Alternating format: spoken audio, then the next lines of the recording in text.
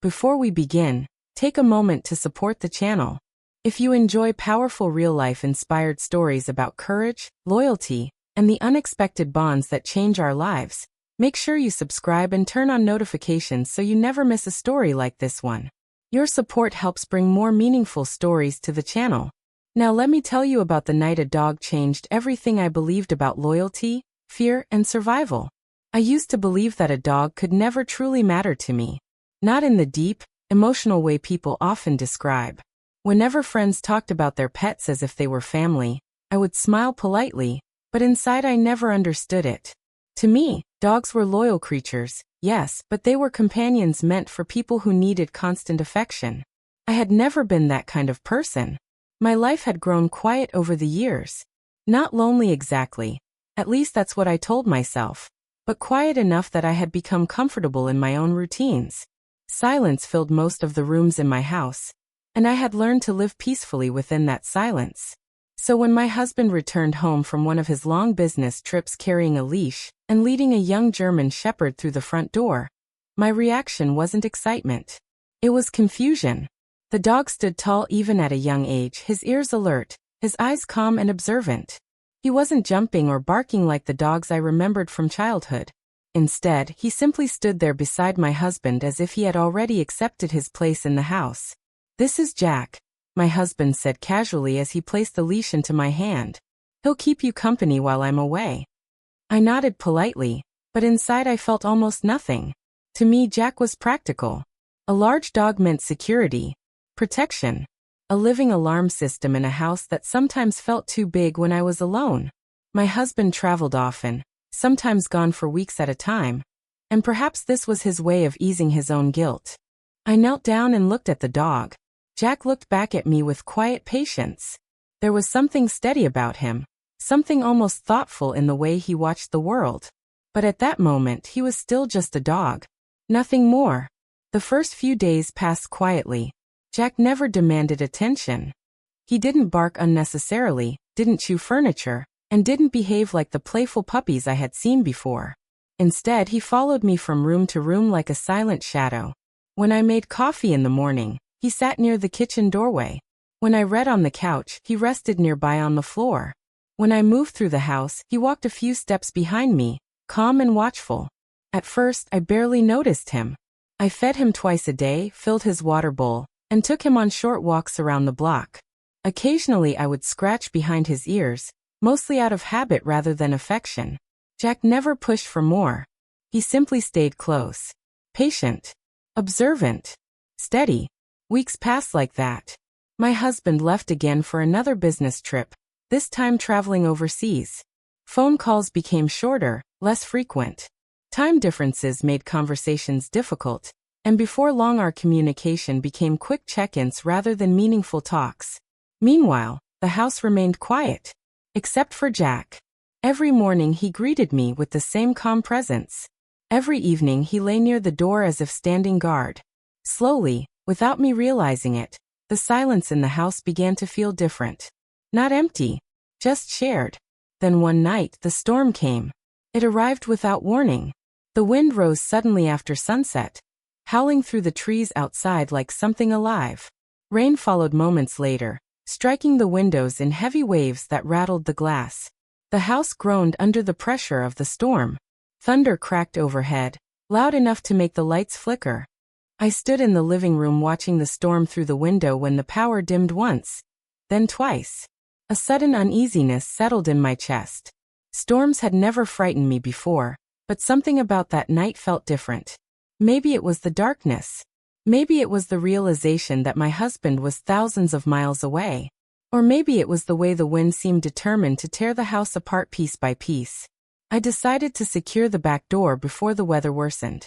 Jack followed me as I walked down the hallway. When I reached the door, I grabbed the handle and tried to turn the key in the lock. It didn't move. I frowned and tried again. Still nothing. The lock felt jammed. Outside, the wind slammed something heavy against the fence, making the entire backyard gate rattle violently. My heartbeat quickened. I twisted the key harder. It refused to turn. A sudden wave of panic rose inside my chest. The idea of being trapped in the house with a broken lock during a violent storm made my breathing uneven. I tried again. Nothing. The power flickered once more. Darkness briefly swallowed the room before the lights returned. And then I felt something nudge gently against my hand. I looked down. Jack stood beside me. Calm. Grounded. His eyes met mine with a steadiness I didn't feel in that moment. Without barking or whining, he turned and walked toward the kitchen. Then he scratched at one of the lower drawers. Confused, I followed him. He scratched again, more insistently this time. I pulled the drawer open. Inside were old envelopes, takeout menus, faded receipts, and beneath them, a small metal key I didn't even remember placing there. For a moment I simply stared at it. Then I grabbed the key and hurried back to the door. My hands trembled as I inserted it into the lock. It turned smoothly. The bolt clicked into place. Relief rushed through my body, so quickly my knees nearly gave out. I slid down to the floor beside the door, breathing heavily as the storm continued raging outside.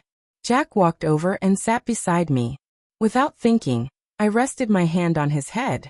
His fur was warm, steady, comforting. For the first time since he entered my life, I leaned against him rather than simply existing beside him. He didn't move. He simply stayed there. Thunder roared outside, but inside the house something had shifted. That night, I sat on the floor with Jack for nearly an hour while the storm slowly passed. His head eventually rested on my lap. And for the first time since my husband brought him home, I realized something strange. I didn't feel alone. Days turned into weeks after that night. My routine didn't change much, but my awareness of Jack did. I began to notice the small things about him. The way he always positioned himself between me and the front door whenever someone knocked. The way his ears lifted instantly whenever he heard footsteps outside. The way he seemed to sense when my thoughts drifted into worry or anxiety. During those moments, he would quietly approach and press his nose into my hand, as if reminding me to stay present. Eventually, I began talking to him. At first it was simple conversation. Little comments while cooking dinner or cleaning the house. But slowly those conversations became more personal. I told him about the loneliness I rarely admitted out loud. About the long stretches of time my husband spent traveling. About the strange feeling that life was quietly moving forward while I remained standing still inside it. Jack never interrupted. Never judged. He simply listened. And in that silent way dogs have, he made space for thoughts I had been carrying alone for years. I began to understand something important. Love doesn't always arrive loudly. Sometimes it appears quietly, in the form of someone who simply stays. But Jack wasn't only comfort. He became my protector. The first sign came with a car. A black sedan parked across the street one evening. The engine was running, but the driver remained hidden. At first, I ignored it. People parked on the street all the time. But the next evening, the same car returned. And the night after that. Each time sitting in the exact same spot. Engine running. Windows dark. Something about it made my stomach tighten. Then one night, long after midnight, I heard footsteps outside my bedroom window. Soft. Slow. Deliberate. Before fear could fully form in my mind, Jack was already on his feet. His body stiffened instantly. A deep growl rolled from his chest. Not playful. Not curious. A warning. Then he barked. Sharp. Powerful. Commanding. The footsteps outside stopped immediately. Seconds later I heard someone running across the yard. A car door slammed. An engine roared to life. Then silence. I stood frozen beside the window, staring into the darkness. Jack pressed against my leg, solid and unmoving. Guarding. The next morning I called my husband. He sounded concerned but distracted. He promised he would come home soon. But something inside me changed that day. Instead of waiting, I started taking control. Jack and I created a routine.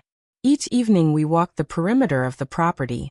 I reinforced the locks, installed security cameras, learned the patterns of headlights and shadows on the street. And through it all, Jack remained slightly ahead of me. Always watching. Always alert. We were no longer simply owner and pet. We were partners. Then came the night everything changed. Jack and I were returning from our evening walk, when I noticed a man standing just beyond the streetlight. Tall. Still. Watching. Jack growled immediately. The man stepped backward into the darkness and disappeared. The following afternoon, I saw him again. This time he stood on the sidewalk talking to several neighbors. Laughing.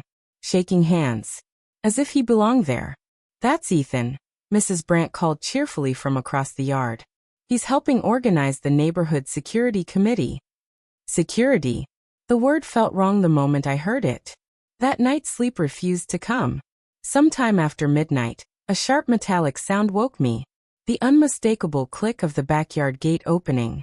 Jack was on his feet instantly. His ears were forward.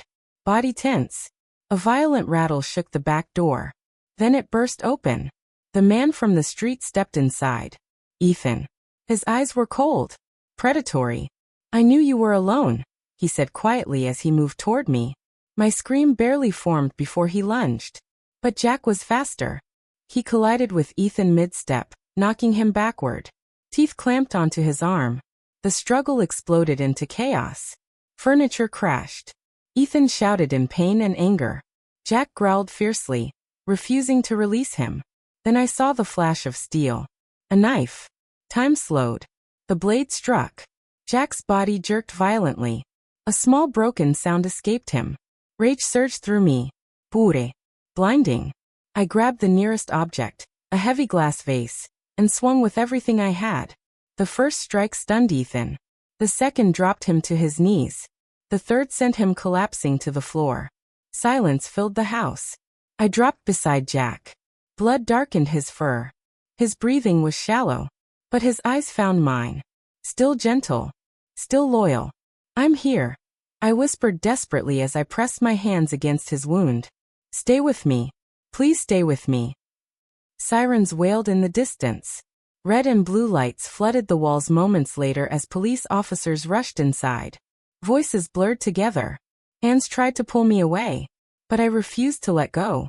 Because in that moment I understood something with absolute clarity. Jack had never just been protection. He had been courage. He had been loyalty.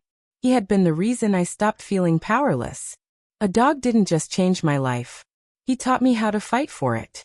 And if this story touched you in any way, remember to subscribe to the channel for more powerful stories about loyalty, courage, and the unexpected bonds that shape our lives.